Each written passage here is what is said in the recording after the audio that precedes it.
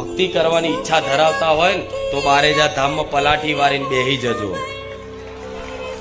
આ તમામ ભક્તોને કહીશ, કામ કરાવવા આવતા હોય કે ખાલી પ્રવચન સાંભળવા આવતા હોય કે કોકની જોડે આવતા હોય કે બીજા ગમે તે ઉદ્દેશથી આવતા હોય, પણ બારેજા ધામમાં જો ખરેખરમાં ખુખાર મેલડીની, રામવાડી મેલડીની અપાર કૃપા જોતી હોય, સુખ અનુભવ કરવો હોય, તો માતા એવું કહીશ કે ભક્તિ કરવાની ઈચ્છા હોય ને તો ટકી રહેજો.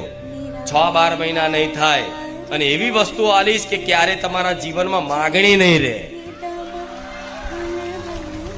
વગર માગે બધું જ પૂરું થાય. હજુ તમને વિશ્વાસ નહીં થાય આ વાતનો કે માતાજીને શું સમજો છો તમે?